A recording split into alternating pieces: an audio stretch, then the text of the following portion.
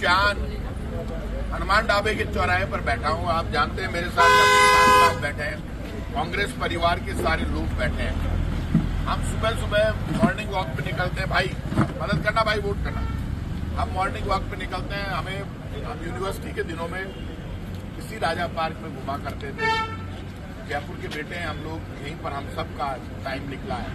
मैं आप सब लोगों के बीच में जब बैठा हूं, आप सब लोगों से रिक्वेस्ट करूंगा, जितने भी लोग हैं मेरी आवाज सुन रहे हैं, मैं एक रिक्वेस्ट करूंगा आपसे, जब आप वोट करने जाएं प्लीज कांग्रेस और बीजेपी का निशान जब आप देखें, उसके साथ साथ डेमोक्रेसी के रूल्स रेगुलेशन के अनुसार कैंडिडेट का नाम जरूर दें। काम पार्टियों का निशान नहीं करेगा। जब किसी पार्टी जब कोई पार्टी फेल होती है, सरकार धोखा करती है, तब उस पार्टी के नेता और केंद्र सरकार के लोग ये आवाज दे रहे हैं कि आप सिर्फ बीजेपी का निशान देखिए, कैंडिडेट मत देखिए। भाई साहब, मुझे आप एक बात बता दो, पिछले 3 महीने पहले आपने विधानसभा के चुनाव में निशान देखकर वोट दे दिया।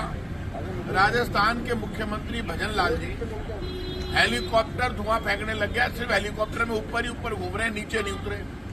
यदि 1 पैसे का भी टेंडर हुआ हो, मैं ये मिस्टर रफीक खान साहब एमएलए बैठे हैं, इनकी उपस्थिति में कह रहा हूं, तो मैं नाम विड्रॉ कर लूंगा कांग्रेस के इस चुनाव से, इस कांग्रेस पार्टी के उम्मीदवार।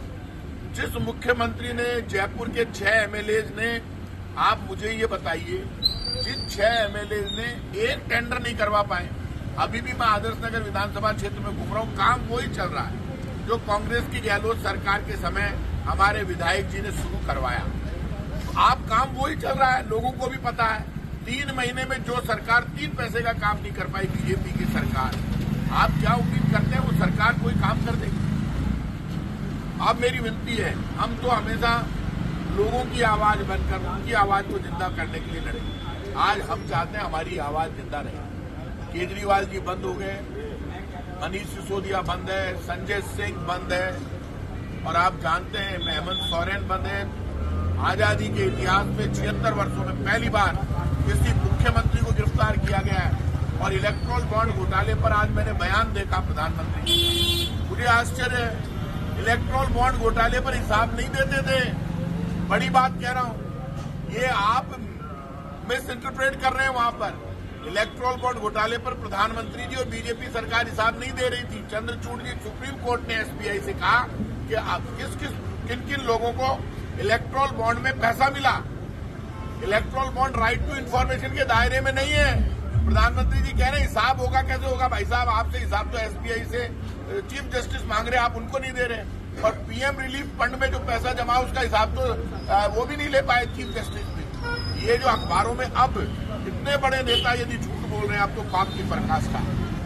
अडानी घोटाला हुआ, नौजवान के पैसे डूबे शहर में, उसको केंद्र की बीजेपी की सरकार ने खड़ा कर दिया।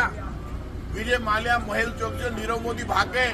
और आज बड़ा उदाहरण दे रहा हूं, आप मुझे बताइए, 2014 में मनमोहन सिंह जी की सरकार थी, बीएसएनएल काम करता था, सबसे बड़ी कंपनी थी फोन की। वो बीएसएनएल तब भी 3G था, और आज भी बीएसएनएल 3G है। आप मुझे ये बताइए, बीएसएनएल आज भी 3G है और जियो 5G हो गया, इसलिए क्योंकि बीएसएनएल के 80,000 टावर बीजेपी की सरकार ने जियो को दे दिए। बीएसएनएल के 80,000 टावर, उनका किराया जियो कंपनी ले रही है।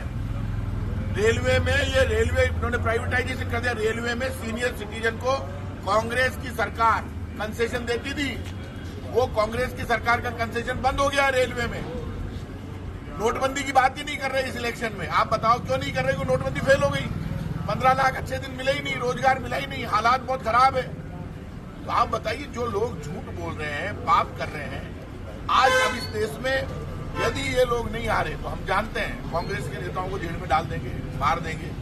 लेकिन अब वक्त आया है जब आपको कांग्रेस को वोट करना चाहिए। आपसे मेरी विनती है, राजस्थान में कांग्रेस की गहलोत सरकार ने 100 यूनिट बिजली फ्री कर रखी है। हमारा 25 लाख तक का इलाज तो बंद कर दिया इन्होंने, जो कांग्रेस ने फ्री इलाज शुरू किया था 25 लाख तक। अब ये 100 यूनिट बिजली खत्म करेंगे। बुजुर्ग विकलांग विधवा पेंशन 1 करोड़ लोगों को हम दे रहे हैं, वो 15% जो बढ़ी है ये बीजेपी वाले, वो हमने कानून बना दिया, हर वर्ष 15% बढ़ेगी। राजस्थान में एक भी काम इनका नहीं। और जयपुर में कोई संघर्ष इनका नहीं है। बीजेपी किसी को भी लाती है, कहती है आप इसको वोट दे दो।